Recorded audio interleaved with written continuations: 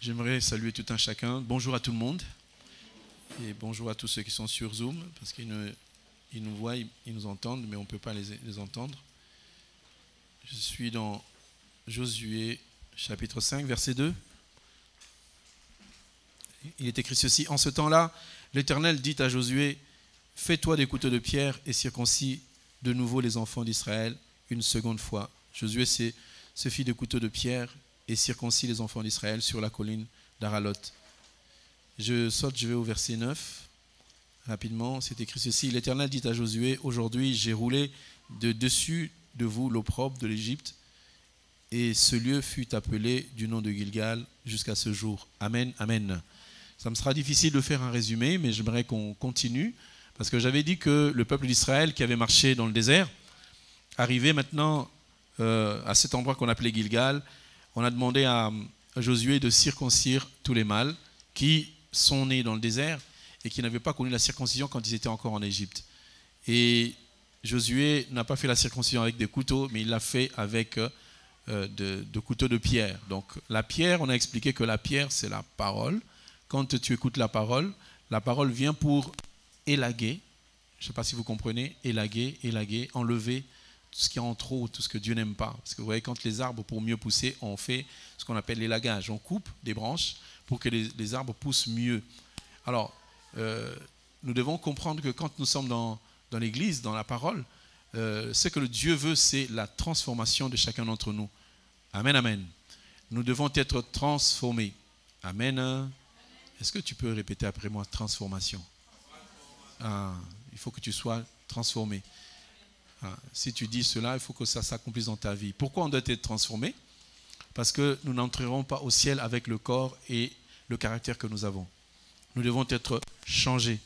Je vous donne le verset dans 1 Corinthiens chapitre 15, verset 51. Est-ce que vous pouvez lire avec moi? Tout le monde a sa Bible? Voilà. Si on lit la Bible, c'est pour vérifier. Parce que des fois, on peut vous donner la pensée de l'homme. Et ce qu'on voudrait ce matin, c'est que vous puissiez avoir la pensée de Christ lui-même. Alors, 1 Corinthiens chapitre 15, verset 51 nous dit ceci: voici, je vous dis un mystère, nous ne mourrons pas tous, mais tous nous serons changés. Il y a des gens qui ne mourront pas. Mais il y a des gens qui seront changés. Donc ça, c'est le mystère de l'enlèvement. Verset 52, en un instant, en un clin d'œil, à la dernière trompette, à la trompette qui sonnera, les morts ressusciteront incorruptibles et nous serons changés. Car il faut que le corps corruptible revête l'incorruptibilité et que le corps mortel revête l'immortalité. Donc si nous enseignons, beaucoup c'est vrai, quand ils viennent à l'église, ils viennent pour recevoir la guérison. Tout le monde aime la guérison. Amen, amen. Tout le monde aime se marier. Amen. Il y en a qui ne veulent pas, mais bon, on ne va pas vous forcer. Si quelqu'un fait une mauvaise expérience, il dira le mariage, ce n'est pas une bonne chose pour lui. Mais nous croyons que, comme Dieu l'a dit, il n'est pas bon que l'homme soit seul. C'est lui qui a trouvé une femme, a trouvé le bonheur. Nous y croyons et nous marchons ainsi parce que les femmes doivent être enseignées. Nous enseignons la femme pour qu'elle devienne un bonheur. Si on n'enseigne pas la femme, elle ne sera jamais un bonheur. Alors, vous avez vu que le jour de l'enlèvement, il y a une transformation qui se fera, un changement qui se fera. Si quelqu'un meurt sans connaître Jésus, il va dans un lieu qu'on appelle un lieu de tourment. Donc tu seras tourmenté jour et nuit, tu ne pourras jamais avoir du repos. Alors que celui qui meurt connaissant Jésus, il va aller dans un lieu qui s'appelle un lieu de repos. Tu vas te reposer en attendant l'enlèvement. Donc le jour de l'enlèvement, il y aura des gens qui seraient morts déjà avant que Christ ne revienne. Ces gens-là vont ressusciter. Donc Abraham, Isaac, toutes ces personnes qui ont connu la parole, et nous qui allons connaître la parole, si nous mourons, nous allons dans un lieu qu'on appelle un lieu de repos. Mais celui qui écoute la parole ou qui n'écoute jamais la parole, le jour de sa mort, il va dans un lieu qu'on appelle un lieu de tourment ou la géhenne. Alors si nous écoutons la parole, c'est parce que cette parole, le jour où nous mourrons, ou le jour de l'enlèvement, elle va nous transformer. Mais si tu n'as jamais écouté la parole, tu ne seras jamais transformé. Du moins, je vais dire ça autrement. Si tu écoutes la parole et que tu ne la mets pas en pratique, le jour de l'enlèvement, tu ne seras pas transformé. Tu n'as juste fait qu'écouter. Écouter, c'est bien, mais mettre en pratique, c'est mieux. S'engager aussi, c'est ce qu'il faut. Alors, nous parlons de la circoncision comme étant le moyen qui nous ramène à être changés. Dans la circoncision, vous avez remarqué que de manière corporelle, on ne circoncit que les garçons. Mais dans la parole de Dieu, la circoncision s'est fait et les garçons et les filles. Parce que la circoncision n'est plus la circoncision corporelle, elle devient une circoncision spirituelle. C'est-à-dire que dans ton cœur, il y a énormément de choses que tu dois ôter, mais tu ne peux pas les ôter tout seul. Vous voyez, quand quelqu'un fume, quand quelqu'un boit, quand quelqu'un se drogue, on peut l'amener au sevrage. C'est un sevrage normal et naturel. Et quand on le sort de là, il va recommencer. Mais quand quelqu'un vient à Christ, Christ maintenant enlève, parce que tout celui qui boit, il est possédé par un esprit. J'entends personne dire amen, mais c'est une vérité. Parce que si quelqu'un a l'esprit de Dieu te pousse à ne pas boire. Si tu as l'esprit de Dieu ne te poussera jamais à commettre l'impudicité. Si tu as l'esprit de Dieu, quand tu insultes quelqu'un, tu rentres chez toi, tu as une culpabilité de te dire pourquoi je l'ai fait.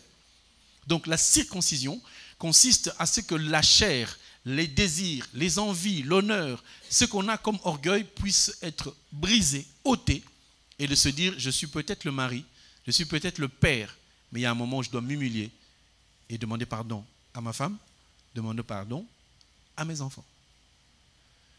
Et nous savons tous que chacun de nous a une personnalité. Moi, je. Et lorsque Dieu vient nous apporter la parole, c'est pour que le moi là puisse être enlevé, de manière à ce que la parole entre dans ta vie et te transforme. On dira que les chrétiens sont des naïfs, on leur prend les affaires, et ils ne discutent pas. Moi, je me souviens que je travaillais pour quelqu'un qui a, au bout d'un mois, qui ne m'a pas payé le salaire. Tout le monde m'a dit, mais écoute, commence d'abord par les coups de poing, tu le frappes, et puis tu vas réclamer. J'ai dit, ça ne sert à rien. Il a pris mon salaire. L'homme mangera la sueur de son front, c'est ça? Donc il a pris la sueur de mon front. Ce n'est pas une bénédiction pour lui. Je ne me suis ni plaint, je n'ai pas porté plainte, je n'ai rien fait. Je lui ai laissé cet argent. Serons-nous capables de le faire? Ah là là. Donc je ne demande pas à tout le monde de le faire si tu n'as pas le niveau de le faire. Parce que sinon tu vas dire, le pasteur m'a envoyé. Mais si on arrive à t'escroquer, vous vous souvenez 40 000 euros? Ça vous rappelle? Il y a un frère qui était en France et il y a un autre frère qui faisait des allers-retours à Kinshasa. Il lui a dit, frère, je te donne 40 000 euros, achète-moi une maison, une parcelle construite. Le frère a pris l'argent, il n'a pas construit. Il a fait sa vie et il est venu dire au frère, écoute, Dieu nous a dit de nous pardonner les uns les autres. 40 000 euros envolés. Et si c'est un prédicateur, je pense que quand il se tiendra debout pour prêcher, tu vas dire que les toilettes sont quelque part. Je vais y aller, parce que tu ne vas pas supporter la prière de cet homme. Pardonner, ce n'est pas quelqu'un qui t'a dit, oui, tu es mal habillé, tu pardonnes. Non, pardonner, c'est 40 000 euros. Oui, on te prend 40 000 euros, ça disparaît, et tu dois supporter cette personne et l'embrasser. Là, tu es circoncis. Mais combien nous défendons notre beefsteak, combien nous défendons notre honneur en disant « mais il m'a manqué de respect ». C'est vrai. Mais si nous sommes affranchis, il y a certaines choses qu'on regardera comme des choses du monde. C'est vil. On t'a reproché, on t'a rabroué, on a fait quelque chose qui est mauvais. Tu dis que le Seigneur soit béni. Alors, la circoncision, j'avais dit qu'elle avait 3 rôles.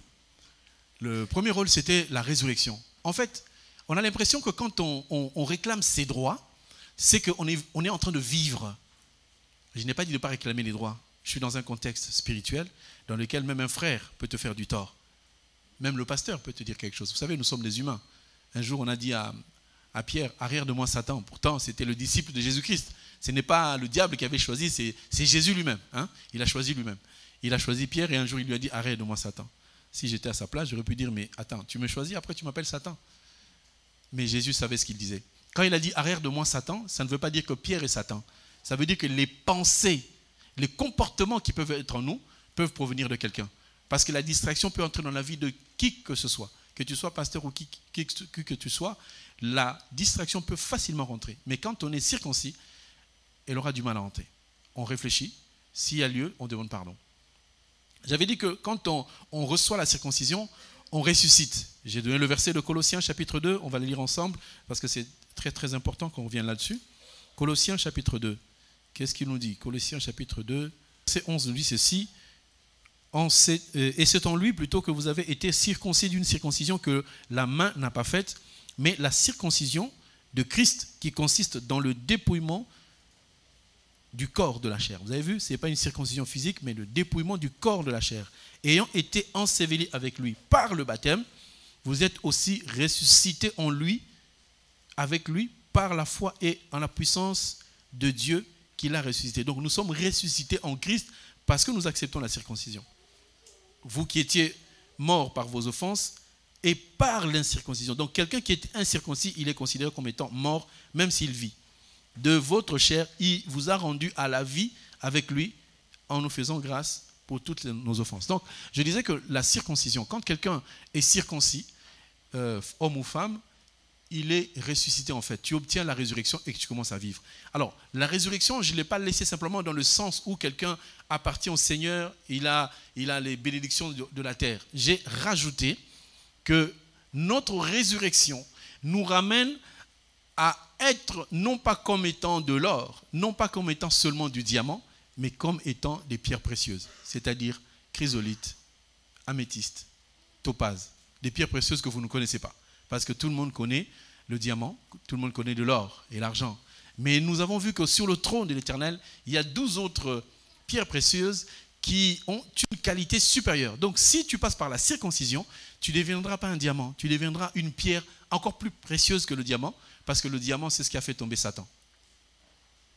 Donc, la pensée du Seigneur, c'est que la circoncision ne s'arrête pas simplement « je suis devenu un enfant de Dieu affranchi », mais elle nous ramène à devenir même une pierre précieuse. Et le deuxième rôle de la circoncision, nous avons dit qu'elle nous permet, c'est la dot. En fait, la dot, c'est ce qui nous permet de nous marier. Amen, amen. Si quelqu'un dort, réveille-le. Parce que ce n'est pas normal qu'on dorme à cette heure-ci, il est presque midi. On ne dort pas à midi, je crois qu'on dort un peu plus tôt. Sauf ceux qui n'ont pas dormi la nuit. Alors, donc, la pierre précieuse que nous sommes devenus doit appartenir à un homme. Amen. Est-ce que vous êtes là?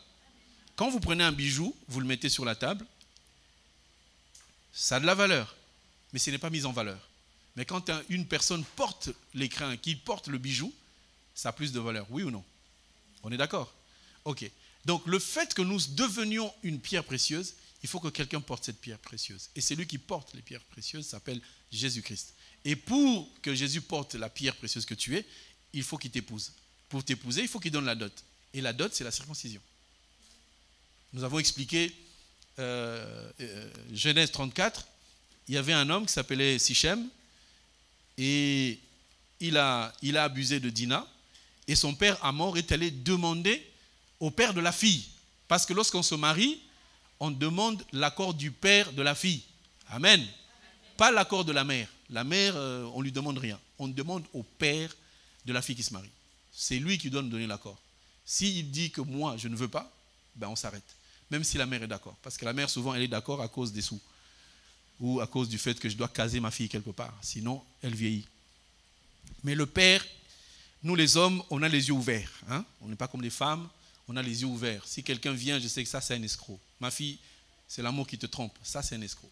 Mais quand la parole de Dieu nous montre que l'enfant de Dieu qui s'approche avec dignité, nous devons l'accepter et lui donner une bonne place. La place dans un cœur, c'est plus important. Alors, nous avons vu que dans le livre de Genèse 34, Hamor a demandé la dot. Il a dit, demandez-moi une forte dot, je vais la donner pour que mon fils épouse votre fille.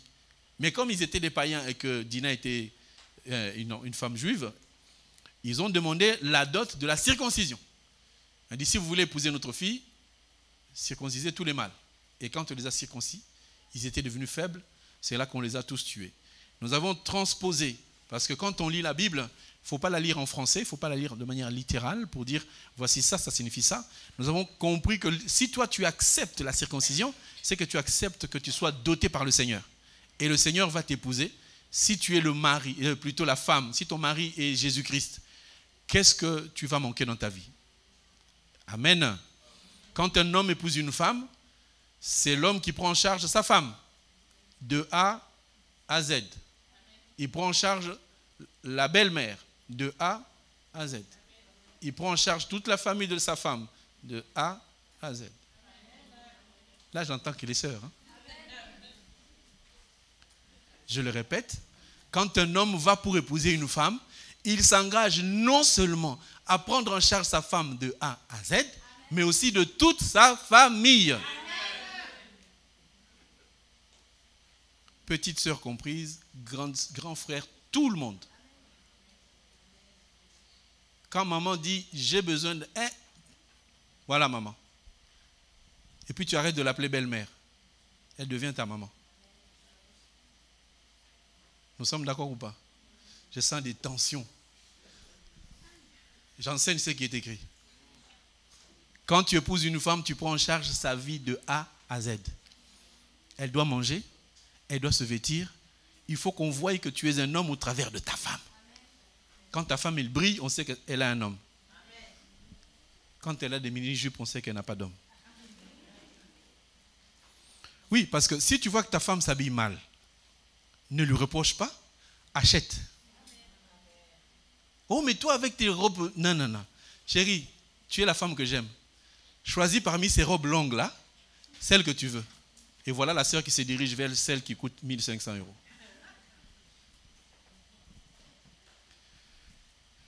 Si les gens comprennent ça, nous n'aurons jamais de conflit dans nos couples. Amen, amen. Jésus l'a compris. Jésus a pris en charge la femme que nous sommes de A à Z. Qui nous guérit? Qui nous donne le travail? Qui nous donne les enfants? Qui nous donne même de respirer? Pourquoi tu veux que l'homme puisse abandonner sa femme? Que tous les hommes radins soient guéris au nom de Jésus-Christ.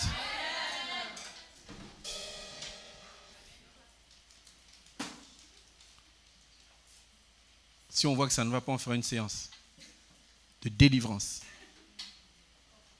Un homme ne doit pas être radin. Un homme doit être la main ouverte pour sa femme. Ta femme, elle demande 5 €, tu lui donnes combien? Voilà. Il ne faut pas aller dans la salle de bain, tu commences à trier comme ça. Là. Hier, je t'ai donné 5 €, aujourd'hui, tu demandes encore. Je n'ai jamais vu une femme satisfaite de l'argent de son mari. Vous en connaissez une? Tu peux lui donner tous les jours. Elle prendra toujours. Elle ne dira jamais non. Et à la fin du mois, elle te dira, tu ne m'as jamais rien donné.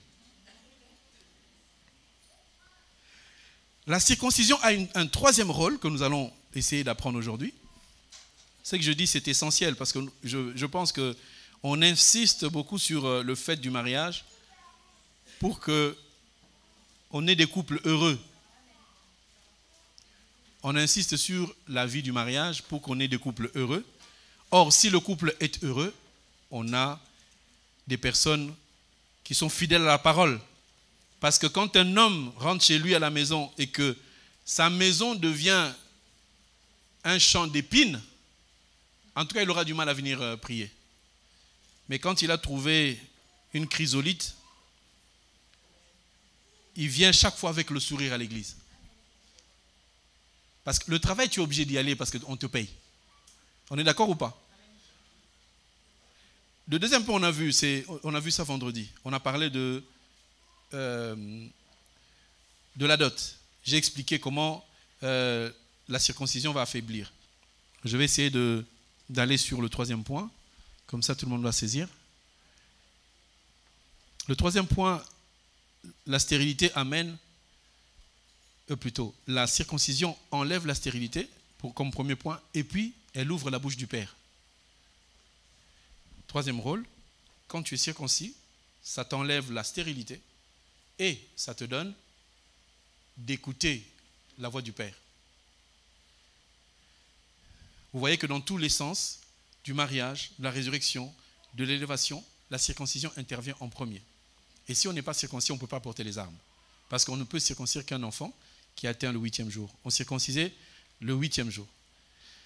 Alors, je vais m'appuyer sur un texte qui est dans Luc chapitre 1er. Je sais qu'il y a beaucoup de choses à dire. C'est tout un enseignement qui est dans l'enseignement. Mais je vais essayer d'écourter. Nous lisons Luc chapitre 1er, verset 5. Je vais lire ça et là pour aller plus vite. Alors, c'est écrit ceci: du temps d'Hérode, roi de Judée, il y avait un sacrificateur nommé Zacharie de la classe d'Abia. Sa femme était d'entre les filles d'Aaron. Elle s'appelait Élisabeth. Tous les deux étaient justes devant Dieu, observant d'une manière irréprochable tous les commandements et toutes les ordonnances du Seigneur. Il n'avait point d'enfant parce qu'Élisabeth était stérile. Et ils étaient l'un et l'autre avancés en âge. Or, pendant qu'il s'acquittait de sa fonction devant Dieu, selon le tour de sa classe, il fut appelé par le sort, d'après la règle du sacerdoce, à entrer dans le temple du Seigneur pour offrir des parfums. Verset 10, toute la multitude de peuple était dehors en prière à l'heure du parfum. Alors un ange du Seigneur apparut à Zacharie et se tint debout à sa droite, à la droite de l'autel de parfum. Zacharie fut troublé en le voyant et la frayeur s'empara de lui. Mais l'ange lui dit, ne crains point, Zacharie, car ta prière a été exaucée. Ta femme Élisabeth t'enfantera un fils et tu lui donneras le nom de Jean. Il sera pour toi un sujet de joie et d'allégresse et plusieurs se réjouiront de sa naissance, car il sera grand devant le Seigneur. Il ne boira ni vin ni liqueur enivrante. Tout à l'heure, je parlais de ceux qui buvaient. On dit c'est interdit de boire du vin et de la liqueur enivrante, c'est-à-dire de l'alcool. J'ai vu une bière qui s'appelle 1664, je ne sais pas par rapport à quoi. Rempli de Saint-Esprit, dès le sein de sa mère, il ramènera plusieurs fils d'Israël au Seigneur leur Dieu.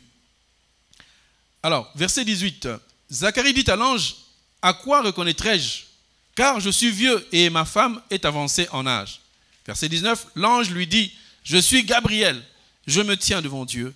J'ai été envoyé pour te parler, pour t'annoncer cette bonne nouvelle. Et voici, tu seras muet et tu ne pourras plus parler jusqu'au jour où ces choses s'accompliront parce que tu n'as pas cru à mes paroles qui s'accompliront en leur temps. Je ne vais pas tout lire parce qu'il y a beaucoup de choses à expliquer là-dedans.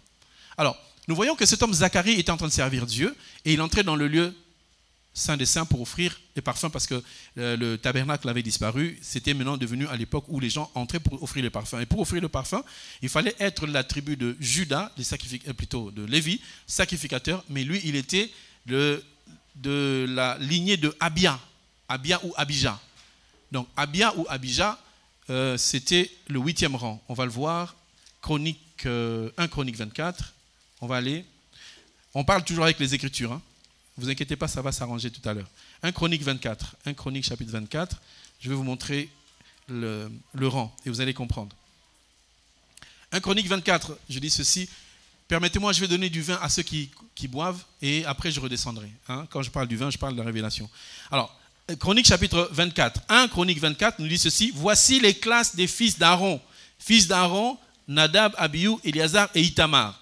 Je saute. Je vais au verset 5. On les classe par le sort les uns avec les autres, car le chef des sanctuaires et le chef de Dieu étaient des fils d'Éléazar et des fils d'Itamar. Je saute. J'arrive au verset 10. Le 7e, c'est-à-dire dans la rangée, dans la lignée. Le 7e, c'est Akot, et le 8e, c'est Abijah, c'est-à-dire Abia. Ça va? Je reviens pour ceux qui ont suivi. Je reviens sur Luc chapitre 1er, verset 5. Du temps d'Hérode, roi de Judée, il y avait un sacrificateur nommé Zacharie, de la classe d'Abijah ou d'Abia. Sa femme était fille d'Aaron et s'appelait Élisabeth. Donc, la lignée d'Abia ou d'Abijah était la 8e. On circoncis l'enfant quel jour? 8e. Je vais vous montrer juste la lignée pour que vous puissiez comprendre que cet homme servait Dieu. Il était avancé en âge. Et la Bible montre sa femme était stérile parce qu'elle n'avait pas d'enfant. Et c'était quelqu'un qui avait la fidélité auprès du Seigneur. Mais sauf que cet homme avait quelque chose qu'il fallait qu'il enlève. C'est le doute. Parce que quand l'ange lui est apparu, bien aimé, je ne sais pas si vous avez déjà vu un ange dans votre vie. Vous avez une vie naturelle et commune à tout le monde, mais qu'un jour, le Seigneur te permet de voir une image. Je connais quelqu'un qui me disait, il était en train de regarder le mur de sa chambre et il voyait comme si c'était un écran. Il voyait un film qui passait et Dieu était en train de lui parler des choses qui allaient venir et 30 ans plus tard, il les a vues venir. Il y a des gens qui font des rêves. Ce sont des rêves qui t'amènent à réaliser que tu n'es pas quelqu'un comme tout le monde. Dieu t'a déjà parlé dans les rêves de plusieurs manières et c'était extraordinaire. Tu te lèves le matin, tu te dis, mais ce rêve, il est bizarre, mais il est marquant. Et même quand tu te lèves, dans le rêve, tu tenais quelque chose à la main, tu te lèves, tu vois vraiment que ta main est en train de saisir quelque chose. Et le même jour, tu oublies ce qui s'est passé. On a tendance à mettre ses rêves comme étant, ouais, mais bon, ce n'est qu'un rêve. Ce n'est pas qu'un rêve. Si Dieu te parle, le rêve fait aussi partie de la prophétie. Combien de gens sont en train de faire des rêves extraordinaires dans lesquels Dieu leur parle, mais ils n'écoutent pas. On dirait c'est la faute à Dieu, moi j'avance pas. Mais Dieu t'a parlé dans tes rêves. Dieu ne t'a pas parlé seulement parce que tu t'es converti. Dieu t'a parlé, tu étais d'abord inconverti, tu ne savais pas qui était Dieu. Dieu t'a révélé des choses. Mais ces choses-là, il faut s'approcher et demander à un homme de Dieu, mais qu'est-ce que c'est? Je vois dans la Bible, il y a un homme qui s'appelle Pharaon. Il était chrétien ou il était païen? C'était un païen plus au carré parce qu'il était même celui qui conduisait les gens dans le paganisme parce qu'ils étaient en train d'adorer des momies. Mais cet homme, Dieu lui a donné un rêve. Il a vu cette vache grasse qui était mangée par des vaches maigres. Il était tourmenté. Mais pourquoi vous ne vous tourmentez pas pour les rêves que vous faites? Si tu fais un rêve, tourmente-toi. Dis, mais ce rêve signifie quoi? Peut-être que Dieu t'a déjà averti, que fais attention. Mais comme tout le monde prend, ouais, mais c'est qu'un rêve. Non, ce n'est pas qu'un rêve. Dieu parle. Et cet homme, quand Dieu lui est apparu, il ne lui est pas apparu dans un rêve, il lui est apparu là où il travaillait. Et là où il travaillait, il n'y avait pas deux personnes qui entraient, il entrait tout seul. Et sa femme ne pouvait pas entrer. On lui a dit, tu auras un enfant, cet enfant s'appellera Jean. Et comme il a douté, comme il n'était pas circoncis, eh bien on lui a dit, tu deviendras muet. Il est devenu muet. Et il ne parlait plus que par des signes. Amen, amen. Il y a des gens qui sont devenus muets. Je parle de la mutuité qui est spirituelle. Dieu te parle, tu n'écoutes pas. Il te parle, tu n'écoutes pas. Il te parle, tu n'écoutes pas. Il arrête de parler. Chaque chose que Dieu te dit, prends-la en considération parce que Dieu, quand il te parle, ce n'est pas pour faire joli. C'est parce qu'il a besoin de te changer. Dieu peut te parler. Tu vas dans une assemblée, tu entres dans cette assemblée, on ne te connaît pas. On est en train de raconter des choses qui sont dans ta vie. Tu te rends compte que mais, ce monsieur ne me connaît pas. Comment il peut dire des choses qui m'appartiennent? Ça veut dire que ce n'est pas lui qui parle, c'est Dieu qui parle. Au lieu de sortir de là pour dire, ouais, il y a quelqu'un qui a cafeté, quelqu'un qui lui a dit quelque chose, c'est pour ça qu'il n'arrête pas de parler. Il y a des interprétateurs, je les appelle comme ça, parce que nous, quand on prêche sous l'onction du Saint-Esprit. Il y en a qui disent, ouais, tu as entendu ça? Ça, c'était vraiment pour toi. Et ça, là, c'était pour toi. Distributeur automatique des révélations. Au lieu d'écouter, de dire tout ce qu'on a dit là, je le prends en charge pour ma vie, je veux changer. Quand bien même je suis en train de parler, un homme doit aimer sa femme de A à Z. Il y en a qui me regardent pour dire, ouais, ça, il parle de sa femme. Je ne parle pas de ma femme, je parle de tout le monde. Parce qu'un homme qui n'aime pas sa femme, qui frappe sa femme, qui insulte sa femme, il est qui? Il doit passer à la délivrance. Ta femme est une fleur. Oui ou non? Tu as fait des mauvaises rencontres, tu as rencontré des femmes déglinguées. Vous connaissez, quand une femme est déglinguée, elle est vraiment déglinguée. Elle est froissée dans la tête. Et tu te dis, les femmes, pour moi, c'est des objets. Non, la femme est une fleur. Elles n'ont pas dit amen, mais ce n'est pas grave. Même la considération dans ce monde fait que l'homme trouve que la femme est un objet, je peux en prendre 4. Non. Est-ce qu'on a le droit de prendre 4 femmes? 2 femmes. Il faut combien de femmes? Une seule. Dans le cœur de l'homme, il n'y a qu'une chambre. Dans le cœur d'une femme, il n'y a qu'une chambre. Comment ça se fait qu'un homme qui a une femme va aimer une autre femme? Il est possédé. Si tu as aimé ta femme, si tu t'aperçois que c'est une pipelette, elle est insupportable, ben on va t'enseigner à la supporter. C'est toi qui l'as choisie, non? On va t'aider à la supporter. On va te sortir les versets, aimez-vous les uns les autres. Si vous ne pouvez pas vous aimer, supportez-vous. Mais je crois que Dieu nous fait grâce. Nous allons avoir des couples extraordinaires. Quand Dieu parle, il faut l'écouter. Quand Dieu dit quelque chose, il faut obéir. Parce que Dieu est un Dieu de grâce, est un Dieu de grandeur. Ah là là, il y a tellement de choses à dire. Donc, la Bible nous montre que cet homme qui a vécu longtemps, même dans sa vieillesse, avec sa femme, il n'avait pas d'enfant. Vous connaissez ce que c'est que le drame quand une femme n'a pas d'enfant. Mais nous disons qu'en tant qu'enfant de Dieu, il n'y aura pas de drame. on finit par accoucher. La Bible dit qu'en Israël, il n'y aura pas de femmes stériles. Il n'y aura pas de fausses couches. Il n'y aura pas de célibataires. Depuis que tu es entré dans cette église, tu ne seras jamais célibataire. Pourvu que tu écoutes la parole et que tu la mettes en pratique. Parce que si on dit ça, tout le monde est content. La coutume juive veut que, quand un enfant mâle vient au monde, on ne lui donne pas de nom. On lui donnera le nom le 8e jour, le jour de sa circoncision. Le chiffre 8 est très important, parce que vous verrez que Dieu a créé le monde en combien de jours? Ne dites pas 6. Dieu a créé le monde en 7 jours. S'il crée en 6 jours, c'est qu'il n'y avait pas de perfection. Le chiffre 7, c'est la perfection. Puisque Dieu a créé en 7 jours, donc il y a la perfection dans sa création. Tout ce que vous voyez là, c'est parfait. Tout ce que tu es là, tu es parfait. Est-ce que tu peux répéter après toi-même que je suis un homme parfait? Dis-le, dis-le. Je suis une femme parfaite. Il y en a qui hésitent. Je connais mon caractère, je ne peux pas être parfait. Moi, je le dis parce que je ne suis pas parfait à cause de mon comportement. Je suis parfait parce que je crois en Jésus qui va me changer. Amen. Juste le fait de croire en Jésus, je deviens parfait. On a marqué Église des saints. Ils sont où les saints? Nous sommes saints, non pas parce que nous pratiquons des œuvres des gens saints. Nous sommes saints parce que nous croyons en celui qui est saint et qui nous donne la capacité de le devenir. Nous devenons saints par la foi en Jésus-Christ. Pas à une église, pas à une instance quelque part. En disant, moi je suis religieux dans telle religion. Non. Dans la Bible, il n'y a pas de religion. Dans la Bible, il y a la parole de Dieu. Luc 1, 57. Le temps où Élisabeth devait accoucher arriva, elle enfanta un fils. Qu'est-ce que l'ange lui avait dit dans le secret? Tu vas avoir quoi? Une fille. Parce qu'aujourd'hui, je vois des prophètes qui disent, Dieu me dit, tu vas enfanter un garçon. Si ce n'est pas un garçon, ça doit être une fille.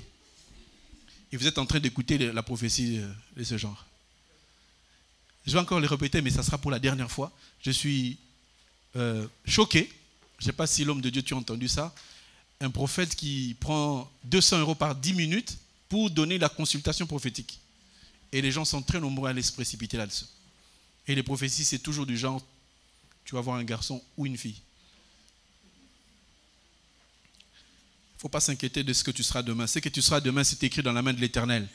Et moi, je t'annonce que j'ai lu la main de l'Éternel. Il dit que tu seras béni au nom de Jésus-Christ. Alors, verset 58. Ses voisins, les voisins d'Élisabeth et de Zacharie, et ses parents apprirent que le Seigneur avait fait éclater envers elle sa miséricorde et se réjouir avec elle. Verset 59. Le 8e jour, ils vinrent pour circoncire l'enfant et il l'appelait Zacharie du nom de son père. Mais sa mère prit la parole et dit non. Il sera appelé Jean. Amen, amen. Le jour où on est venu circoncire l'enfant, on lui a donné le nom parce que chez les Juifs, si tu t'appelles Zacharie, ton fils s'appelle Zacharie. Ils mettront fils de Zacharie, donc Ben Zacharie. Vous comprenez? Benjamin, fils de. Il mettait Zacharie, mais il appelait l'enfant Ben Zacharie pour dire que c'est le fils à Zacharie. Et comme ça, de Ben en Ben, ils arrivaient à des noms. Mais un enfant ne pouvait pas porter le nom de quelqu'un d'autre. Et là, tout le monde est venu pour dire ce garçon s'appelle Zacharie, parce que le père était muet. Verset 61, il dit, il n'y a pas de parenté, il n'y a pas dans ta parenté plutôt, personne qui soit nommé de ce nom. Et ils firent des signes à son père pour savoir comment il voulait qu'on appelle cet enfant. Verset 63, Zacharie demanda des tablettes et il écrivit Jean et son nom. Et ils furent dans l'étonnement. Au même instant, la bouche s'ouvrit et sa langue se délia et il parlait bénissant Dieu. Amen, amen. L'histoire est très simple. C'est que Zacharie était un homme qui servait Dieu dans la dignité, dans la profondeur, dans la fidélité. Mais par contre, il avait quelque chose qui péchait dans sa vie, c'est ça la circoncision. Maintenant, cet homme est entré dans le secret du Seigneur. Dans le secret, on lui a appris qu'il va avoir un garçon. Ce garçon va s'appeler Jean. Sa femme n'était pas avec lui, donc sa femme n'était pas au courant. Mais lorsque l'enfant est né, comme papa ne parlait pas, ils sont allés consulter maman pour dire « cet enfant s'appelle Zacharie, n'est-ce pas ?» Elle a dit non, elle ne s'appellera pas Zacharie parce que son nom c'est Jean. Ils ont dit bon, comme on n'écoute pas les femmes, on va écouter le mari. Amen, amen. C'est pour moi qui le dis, c'est la parole. Quand la femme a parlé, il faut vérifier chez son mari. Amen. Amen. Ma soeur, quand tu as fini de parler, dis à la personne d'aller voir ton mari. Donc l'homme et la femme doivent être en harmonie. Si toi, la femme, tu dis A, ton mari dit B, délivrance. Parce que l'homme, quand il épouse une femme, il prend une feuille blanche sur laquelle il inscrit son nom, son identité et sa force. Amen. Comme ça, comme je disais à mes enfants, quand vous naissez, il faut ressembler à votre père et pas à votre mère. Et elle me disait, oui, mais moi j'ai porté 9 mois. Oui, toi tu as porté 9 mois. Moi j'ai porté 40 ans dans le dos. Qui a porté plus? On voit que la souffrance de maman, elle a fait 9 mois, elle crachait. Et moi, quand je faisais 20 ans, quand je souffrais, tu étais où? En fait, c'est mes enfants que je te donne, que tu portes. Nous sommes d'accord ou pas? Je veux dire ceci, Jésus a pris la gloire du ciel, il l'a déposée en nous qui sommes sa femme, et les gens ont vu la gloire de Dieu au travers de nous qui sommes l'église. Vous voyez ou pas? Donc la femme n'est pas entrée dans le sacerdoce avec son mari, mais elle a reçu de la part de son mari la révélation. Quand tu parles un langage, ta femme doit parler le même langage que toi. Au final, quand vous êtes mariés selon la volonté de Dieu, ta femme va te ressembler, tu deviens comme son grand frère. Vous allez avoir les deux le même visage. Même si tu es blanche et il est noir, vous allez vous ressembler. Ça, c'est Dieu qui fait ça. Ça va ou ça ne va pas? Bon, de toute façon, même si ça ne va pas, je continue.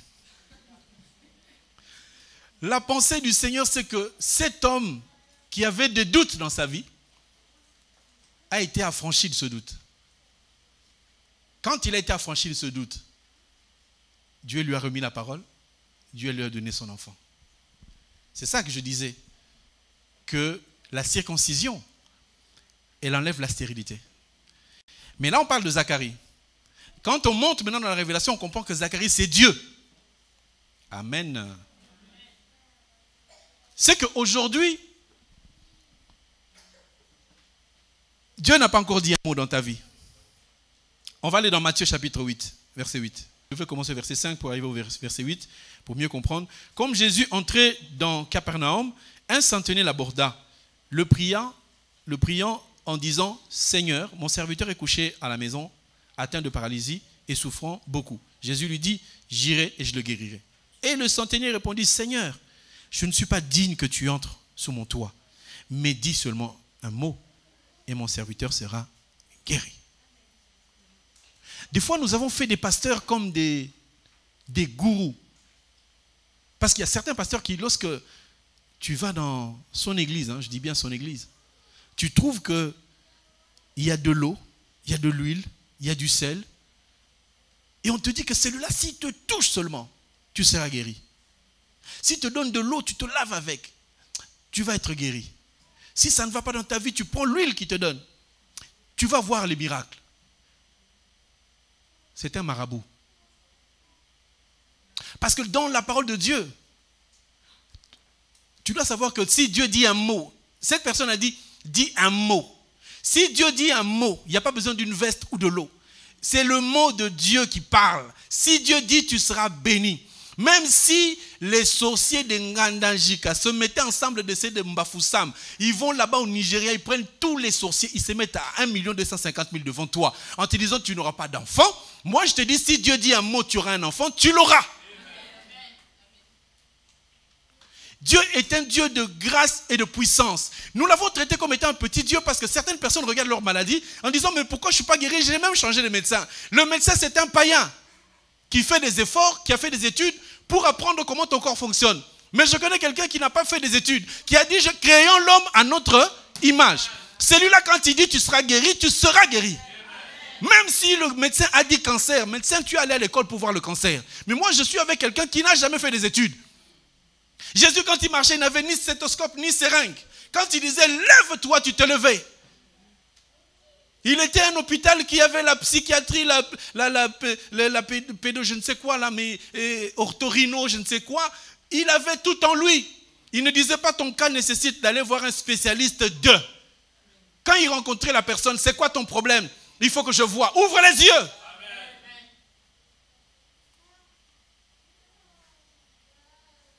Et nous avons compris que même ceux qui ont reçu la véritable parole de Dieu, comme l'homme de Dieu, comme Pierre, la Bible dit que l'ombre de Pierre guérissait. Alors les gens ont commencé à dire, oui, mais que le pasteur marche sur nous. On prenait des mouchoirs, tellement il n'y avait pas le temps, il n'y avait pas la possibilité, il y avait la foule. Les gens prenaient des mouchoirs, ils collaient sur Paul. Ils allaient mettre ça sur les malades guérissaient. Et aujourd'hui, on a créé une doctrine des mouchoirs. Ce n'était pas une doctrine. Si Dieu dit un mot, ta vie, elle change. Je sais que vous avez toujours peur, oui, mais dans ma famille, il y a le célibat. Dans ta famille, il y a le célibat. Tu n'es plus de la famille physique, spirituelle, parce que Dieu change. Il dit à tous ceux qui l'ont reçu, à tous ceux qui croient en son nom, la parole leur donne le pouvoir de devenir enfants de Dieu. Je vais t'apprendre une chose. Dieu est omniprésent, non? Satan n'est pas omniprésent. Satan n'est pas partout. Vous voulez que je vous apporte la preuve? Satan, au départ, il ne s'appelait pas Satan, il s'appelait Lucifer. Il y avait 3 archanges. Archange Michael, archange Gabriel et archange Lucifer. On vient de parler de Gabriel. Gabriel est toujours aujourd'hui chargé d'apporter les nouvelles. Donc Dieu lui donne les nouvelles, il donne les prophéties, il apporte ça aux hommes. Est-ce que tout le monde comprend?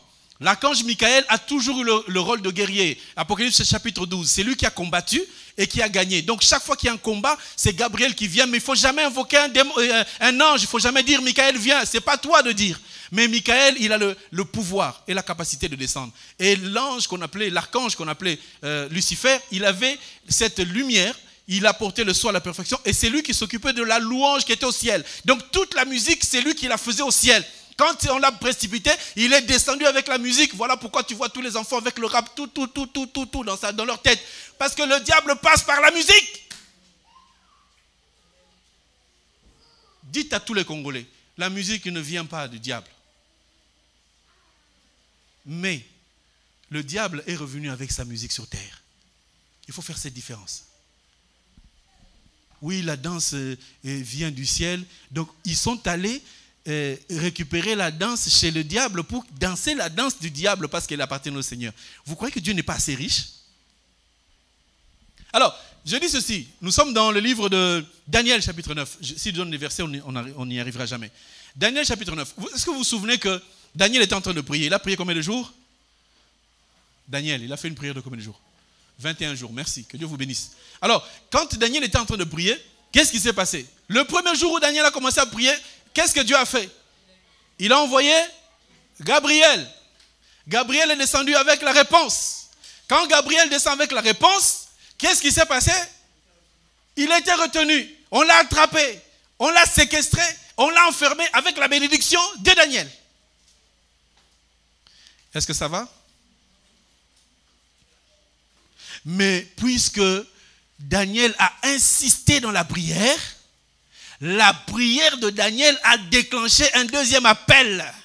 Toi, quand tu as prié 2 jours, tu te dis, j'ai beaucoup prié. Tu as prié 2 ans, tu dis que, pasteur, j'ai fait tous les jeûnes possibles, j'en ai marre. Va voir le marabout alors. L'archange Gabriel était retenu. Oui ou non? Quand il était retenu, Michael n'avait pas vu. C'est Dieu qui a dit à Michael, va délivrer Gabriel pour que la gloire de Dieu descende dans la vie de Daniel. Donc, ils ont combattu pendant 21 jours. Les archanges sont venus pour arracher la victoire et ramener la bénédiction à Daniel. Est-ce que tout le monde comprend ça? Amen, amen. Ne soyons pas distraits. Suivons. Donc, si Gabriel est capable d'être retenu pendant 21 jours, si Michael est capable de descendre après qu'on l'ait envoyé, l'archange Lucifer, qui est devenu Satan, ne peut pas être partout. Parce qu'il a la même nature que Michael. Il avait la même nature que Gabriel. Donc c'était un ange.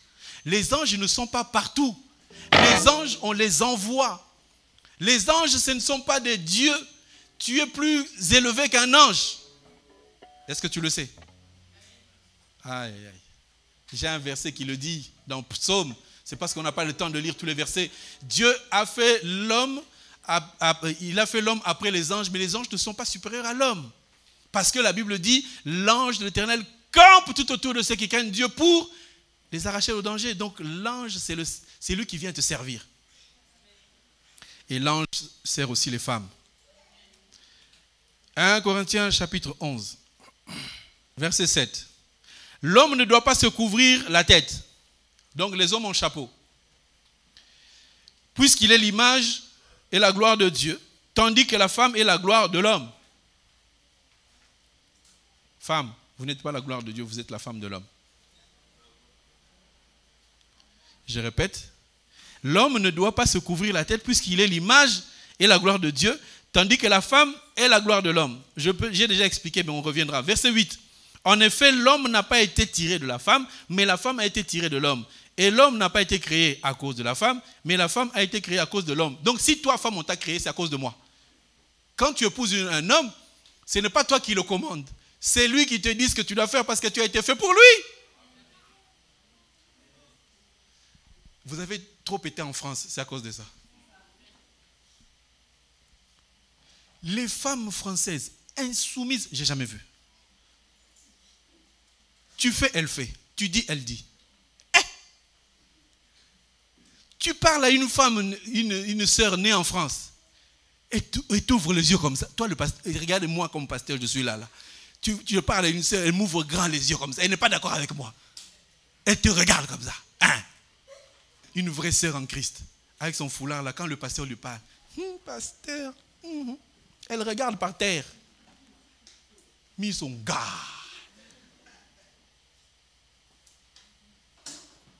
Un peu de pudeur. Quand le pasteur te parle, tu fais même semblant. Oui, pasteur, j'ai compris. Oui, merci papa. On se bat toujours avec les sœurs. J'ai envie de passer pour aller au bureau. Elles sont là devant. J'ai dit, j'attends. On ne peut pas se croiser. On va se toucher les épaules. C'est pas possible. Je suis obligé d'attendre. Ma soeur, bouge un peu, je vais entrer dans le bureau, comme ça je te laisse la place. Elle est devant. Bien. Même pas en français. Bien. Changeons. La pudeur. Le respect. C'est biblique. Tout le monde est d'accord ou pas? Nous devons avoir ce respect et cette pudeur. La parole de Dieu ne vient pas nous donner de l'impolitesse. Au contraire, elle doit nous ramener à être dans une politesse. On doit vivre dans une politesse la plus extraordinaire. Est-ce que tout le monde me comprend? Ça va ou ça ne va pas? L'Église aussi doit nous apprendre comment vivre en société. L'Église doit nous apprendre comment marcher avec le Seigneur. L'Église doit nous apprendre comment faire en sorte qu'il y ait la bienséance. On appelle ça la bienséance. Amen, amen. C'est vrai qu'aujourd'hui, je ne vous sens pas trop, mais je n'ai pas besoin de vous sentir. Est-ce que Christ est vivant dans vos vies? S'il est vivant, est-ce que vous pouvez lever la main? Ça nous réveille. Que Dieu soit béni. On dit l'homme n'a pas été tiré de la femme, mais la femme a été tirée de l'homme. Verset 10 qui nous intéresse. C'est pourquoi, à cause des anges, la femme doit avoir sur la tête la marque de l'autorité dont elle dépend. Si vous mettez le foulard, c'est premièrement à cause du fait que vous avez été créé pour l'homme, pour montrer que vous êtes soumise à l'homme. Quand tu es soumis à l'homme, tu es soumis à Dieu. Amen. Quand tu es soumis à ton mari, tu es soumis à Dieu. Mais si on avait dit que toute femme soit soumise à son homme, à son mari, ça aurait faussé les choses. Mais on a dit, femmes, soyez soumises à vos maris, oui. Mais pour la parole, l'homme doit être le chef. Tu n'es pas marié, tu dois te soumettre. Nous allons au bureau, tu vois que toi, tu es pressé, tu as beaucoup de choses. Les femmes ont toujours beaucoup de choses à raconter, mais il y a papa qui est devant. Papa n'a pas grand-chose à raconter. Laisse passer papa. Amen. Elles disent amen. Mais la réalité devant là-bas. Donc, la femme qui met le voile, la femme qui met le foulard sur la tête, c'est à cause des anges. Quand les anges viennent, ils voient que tu es une femme et que tu as le foulard, tout ce que tu demandes, on te le donne. Parce que tu es soumise à la parole et tu as le symbole de l'homme sur toi, même si tu n'es pas marié. Ce qui fait que les femmes rebelles, elles peuvent continuer à prier. Nous les encourageons. Mais toutefois, celui qui n'a pas la connaissance, quand il prie, Dieu l'écoute. Parce qu'il n'a pas la connaissance. Celui qui connaît les choses et qui ne les met pas en pratique, évidemment, on ne lui donne pas. Amen, amen. Prenons un exemple. Tu as un enfant de 15 ans et un enfant de 3 ans. Tous les deux, ils renversent l'eau dans la maison. Tu vas crier sur qui? Pourquoi? Il a 15 ans, non? Donc, il est au courant de beaucoup de choses. Le petit qui a renversé de l'eau, tu vas dire, bon, vous aussi, arrêtez de mettre l'eau puisqu'il va renverser. Il n'a pas la conscience. Donc, si quelqu'un connaît déjà Dieu, il marche déjà avec le Seigneur, toutes les bêtises que tu fais s'appellent des iniquités, auquel cas, il y a toujours la conséquence. Alors, je disais que lorsque le Seigneur dit un mot dans ta vie va changer. Et je vous ai apporté la preuve que le Seigneur est omniprésent, omniscient. Dieu connaît tout. Dieu connaît même les désirs les plus profonds que tu as dans ton cœur. Amen, amen. Donc ne dis pas à Dieu, je ne connais pas. Dis, Dieu, tu ne connais pas. Dis à Dieu, je sais que tu sais. Mais si Dieu sait ce que tu as dans ton cœur, Dieu n'attend pas que tu lui dises, il sait. Il attend que tu lui dises, voici ce que j'ai dans mon cœur. C'est ça la différence. Il y a des gens qui prient en disant, Seigneur, tu me connais, tu sais ce que j'ai dans mon cœur. Ce n'est pas ce que Dieu veut. Dieu sait ce qu'il y a dans ton cœur, mais il veut te l'entendre répéter. Il veut te l'entendre dire. Parce que si tu as une douleur dans ton cœur ou sur ton bras, la manière de l'exprimer est différente. Quand un homme a mal au bras, il dit, c'est bizarre, hein, j'ai mal au bras. Quand une femme a mal au bras, elle fait, ça ne va pas. Ce n'est pas la même expression. On a tendance à courir vers une femme qui s'est fait mal, qu'à courir vers un homme, on dit, oh, toi tu es un homme, toi, ça va. Malgré que Dieu sait ce que tu as dans ton cœur, Dieu veut que tu l'exprimes. Pourquoi? Parce que Dieu, il a créé le monde par la parole. Dieu n'a pas créé le monde avec ses mains. Il a dit que la terre soit. Amen, amen. Maintenant, quand tu es circoncis, que Dieu écoute ta voix, quand toi tu dis, moi je vais être le premier et non le dernier, ça va se réaliser au nom de Jésus puisque tu es affranchi. Donc, au lieu de te plaindre, un enfant qui est circoncis, un enfant de Dieu qui marche dans les voies du Seigneur, ne se plaint jamais, ne se lamente jamais, ne murmure jamais. Parce que si une situation devient compliquée, tu sais que celui qui enlève les situations compliquées s'appelle Jésus-Christ. Si ta maladie est en train d'empirer, les médecins même t'accompagnent dans la crise et tu dis, je connais quelqu'un qui sait guérir sans l'aide des médecins. Notre vie, c'est déclaration contre déclaration. Vous savez comment les sorciers ensorcellent les gens? Vous savez comment ils envoûtent? Ils utilisent la parole. Ils disent qu'elle ne va jamais se marier, elle n'aura jamais d'enfant. Mais toi, quand tu vois ça, tu commences à pleurer, ça t'atteint. Mais nous, en tant qu'enfants de Dieu, on se lève le matin, on annule tout ce qu'ils ont raconté la nuit. Au nom de Jésus-Christ. Oui, ils ont dit que tu ne vas pas te marier. J'ai dit, ben, vous viendrez à mon mariage, vous allez voir. Mais il faut qu'ils voyagent. Il y a des gens qui viendront de 4 coins du monde pour vérifier. Et c'est elle qui se marie. Oui, c'est elle. Il y a des mariages qui ne sont pas des mariages pour plaire à tout le monde. Mais c'est des mariages pour mettre la honte au diable. Parce que ce que Dieu a déclaré, ça va se faire. Les enfants de Dieu ont peur de la circoncision. Ils ont peur d'avancer avec le Seigneur, oubliant que lorsque tu avances avec Dieu, tu deviens comme lui. Tout ce que tu vas dire va s'accomplir. Quand un enfant de Dieu dit au nom de Jésus, ça va se faire, ça se fera.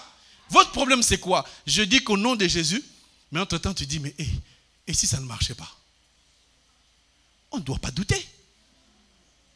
Ils étaient devant le mur de Jéricho. C'était un mur. Il était grand. Dieu leur a dit, non, ne combattez pas. Ne cherchez pas les armes. C'est un mur, vous n'allez pas l'écrouler. Faites le tour. Il y a des moments où Dieu te dit, tu cherches un mariage. Offre à Dieu. Oh non. Il demande trop d'argent dans cette église. Amen, amen. Il y a certaines bénédictions. L'homme de Dieu te dit, hein, fais ça. Juste ça. Prends un tel, va déposer. Prends cette chose-là, ramène à l'église. Non, pasteur, je ne vais pas par là. Vas-y.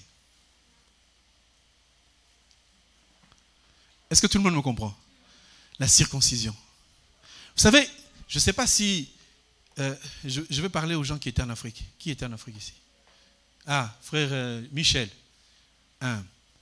Tu vois, quand tu étais au village, tu es en train de travailler, non? Tes affaires à toi. Ton père sort, il te dit, Michel, va m'acheter du pain. Tu fais quoi? Tu arrêtes ce que tu es en train de faire. Et tu vas faire. Hein? C'est ça, non? Et on se dit, la parole de Dieu n'est pas en Afrique. Tu vois un frère de l'église. Il a un programme. Il a plein de choses à faire. Le pasteur lui dit, frère, est-ce que tu ne peux pas me rendre ce service? Non, pasteur, moi, j'ai des... Enfin, fais ce que tu as à faire. Petit service, c'est ton pasteur qui te demande, c'est même ton père qui te demande, rends-moi ce service. Non, pasteur, je ne vais pas par là. Même si tu ne vas pas par là, si l'homme de Dieu te dit, il sait pourquoi. Il y a une bénédiction derrière. Ah là là là là. On est loin. Très loin. À l'époque, j'étais aussi assis comme vous. Mon pasteur me disait, frère Freddy, est-ce que tu peux aller... Je me lève, je vais chercher sa femme et ses enfants. Il y en a qui me disent c'est de l'abus. La parole d'un serviteur de Dieu a un pouvoir. Je laisse mes affaires. Je laisse mon travail. Je vais chercher sa femme. Je la ramène. Et aujourd'hui, je sais ce que je vis. Parce que j'ai d'abord obéi à un homme de Dieu. Il a abusé, c'est pas grave. Il a fait trop, c'est pas grave. Mais je sais qu'il a fait. Oh non, mais ce papa-là, je vais épouser sa fille, je vais la sortir du célibat, il demande 15 000 euros. Donne 15 000. Donne 15 000. Oh, c'est un païen. Donne. Respecte les parents de ta femme. Si tu as déjà donné 15 000, ajoute encore. Oh non, mais il abuse. Les mamans n'abusent pas. Donne. Ah, je sais qu'il y a beaucoup qui n'aiment pas ça, mais je vais insister. Les frères, ils disent, moi, je ne vais pas me marier à Villeneuve parce que le pasteur, il insiste trop, il faut donner. On va faire une séance de délivrance de tous les pingres de l'église. Tous les radins. On va prier. On va chasser tous les esprits de radinerie. Comme ça, un frère en Christ doit avoir une main très facile. Quand on demande, il y a un deuil, il y a une soeur qui a accouché, tu vois les frères qui sortent 5 euros, 5 frères. On va faire quoi avec 5 euros? 5 euros. Voici ma contribution, 5. Dieu n'a pas dit de refuser, on accepte. Mais quand nous, en tant que serviteurs de Dieu, on va compter, on dit notre bien-aimé a perdu un membre de sa famille. On fait le total, ça fait 100 euros.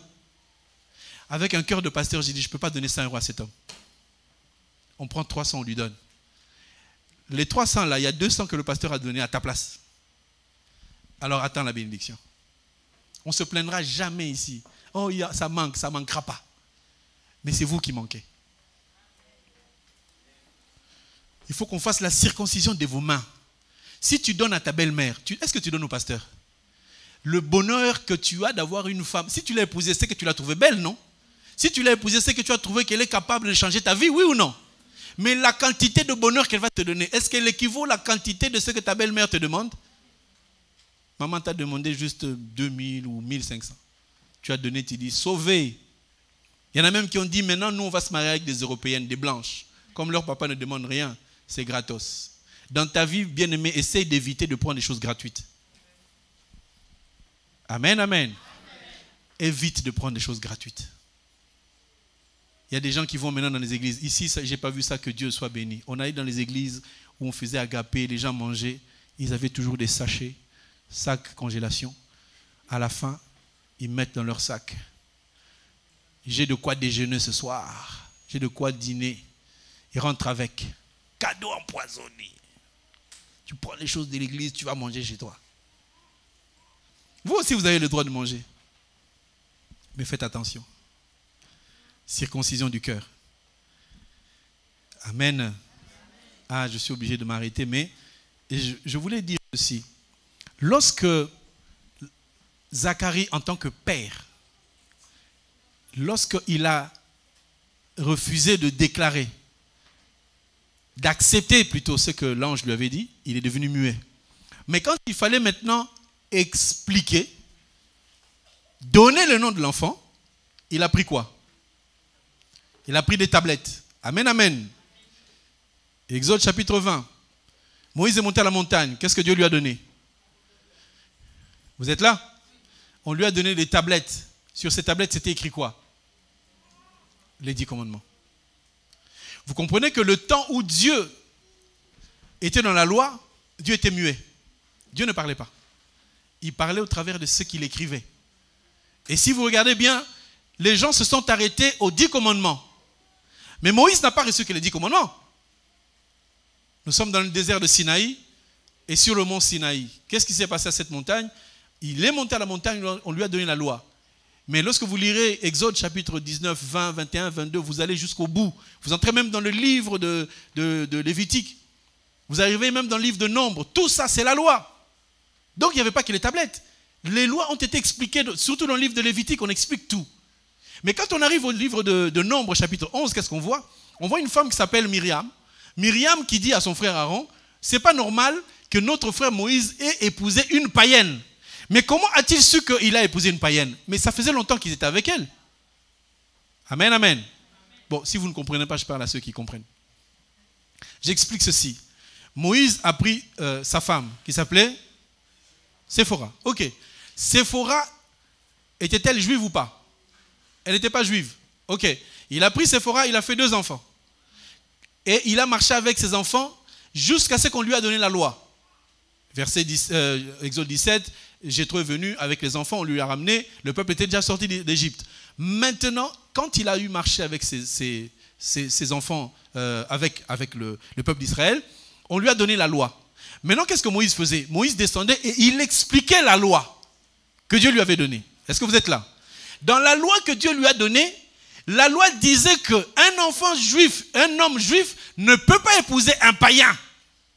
Donc toi, tel que tu es là, si tu es un frère de cette église, si tu es une sœur de cette église, tu ne peux pas épouser quelqu'un qui ne prie pas.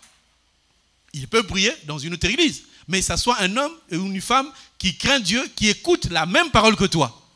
Amen. Pourquoi je dis, j'insiste ici? Parce qu'il y a d'autres assemblées où on dit que la femme soit soumise et il n'y a rien d'autre à dire. Mais nous disons la femme est soumise à la condition que l'homme puisse l'aimer au point de mourir pour elle. Vous comprenez ou pas? Parce que la soumission devient la conséquence de l'amour de l'homme. Et non pas l'inverse. Tu demandes à ta femme d'être soumise, tu ne l'as pas aimée. Tu demandes à ta femme d'être soumise, ton salaire, on ne le voit pas. Prends ton salaire, ton chéquier, ta carte bleue, donne à ta femme. Je répète, carte bleue, chéquier, fiche de paye, tu donnes à qui? À ta femme. Quand je dis ça sur Internet, je suis sûr qu'il y a des gens qui vont m'envoyer des pierres. Envoyez les pierres, j'ai le verset. Tu prends tout ce qui est à toi, carte bleue, chéquier, porte-monnaie. Tu donnes à ton chéri, qui est ta femme, qui doit gérer. Je sens les hommes qui remuent en disant, mais pasteur, passe vite, arrête ce que tu es en train de dire. Ou alors, solution, ne te marie pas. Une femme, elle a la capacité d'élever un homme à une condition que tu lui fasses d'abord confiance. Donne ta confiance d'abord à la femme. Quand une femme a confiance en toi, fais ce que tu veux. Ce qui empêche à certaines femmes d'évoluer, c'est parce qu'elle n'a pas confiance en toi. Escroc. Chérie, j'arrive. Je suis au coin avec un ami. Au coin comme ça, à gauche, à droite. Tcholilo. Frère en Christ, mais mytho. Allô, chérie, tu m'as dit que tu étais au coin, non? Oui. Mais j'ai rencontré un ami, t'inquiète. Tu es où? Ah, mais j'arrive, tu es où? L'autre qui dit, mais dis-lui qu'on est à Paris. Ah, tu es déjà à Paris? Et tu veux que cette femme-là te mette à genoux, chérie de mon cœur. Tu viens de la tromper. Ton portable, pour ouvrir, il faut un code, un deuxième, un troisième, empreinte digitale. Tu fermes quoi? Tu caches quoi? Et après, oh, tu ne me fais pas confiance, tu es en train de fouiller dans mes affaires, mais parce que tu fermes tout. Quand tu es dans la chambre, que tu entends la femme et l'autre, tu fais quoi toi?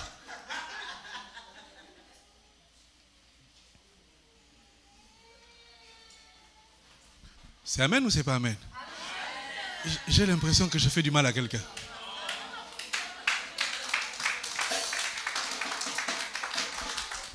Oh, cette femme ne me fait pas confiance. Pour qu'une femme te fasse confiance, c'est l'homme qui donne confiance à sa femme.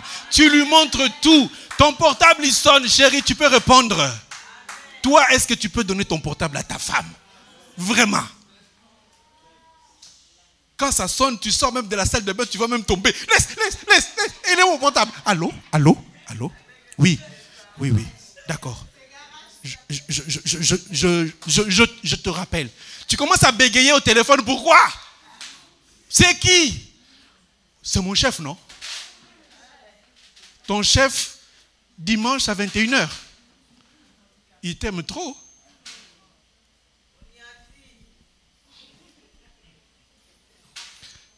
C'est vrai qu'il faut que les hommes soient circoncis. Il faut vraiment circoncire les hommes.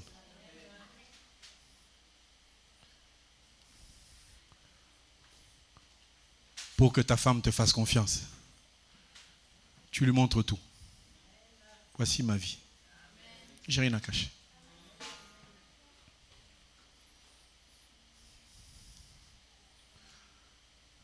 Ça sonne, c'est qui? Oh, bon, on a vécu ensemble, ça fait longtemps. Mais qu'est-ce que son téléphone fait chez toi? Pourquoi il t'appelle?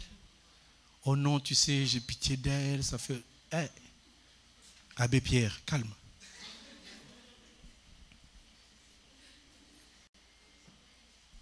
Le numéro des ex, ça fait quoi dans ton portable?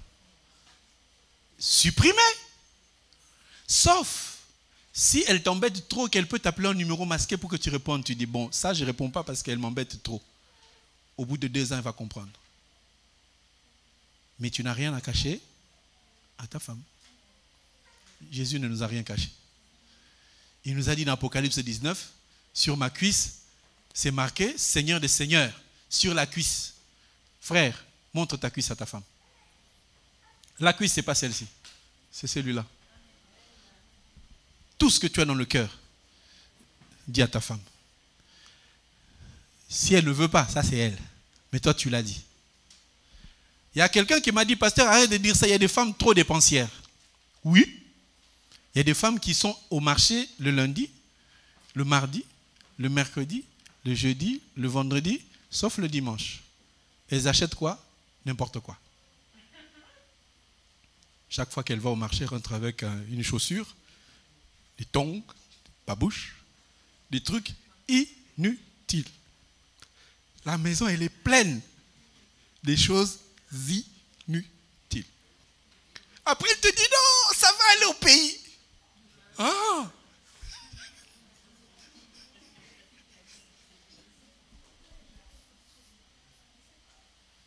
Mais c'est ta femme. Supporte. Supporte. Mais si c'est un homme qui n'est pas assez converti, qui boit, qui fait plein de choses, la femme, en ce cas-là, elle a le droit de protéger sa famille. Est-ce que ça va? Ton mari ne sait pas dépenser.